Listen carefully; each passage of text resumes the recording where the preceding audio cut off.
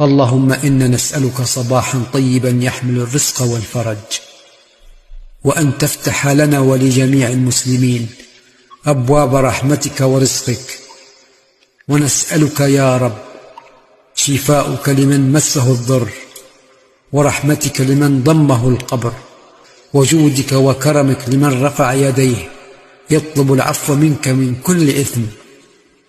اللهم اجعلنا في هذا الصباح ممن عفوت عنهم ورضيت عنهم وغفرت لهم وحرمتهم عن النار. ارزقها الثبات والراحة، واجعل لنا في دروب التعب خير، وازرع لنا في كل خطوة سعادة. اللهم في هذا الصباح أسعدنا وأرح قلوبنا، وفرج همومنا، وأبدل كل ضيق بفرح، وكل عسر بيسر، وسخر لنا من الأقدار أجملها.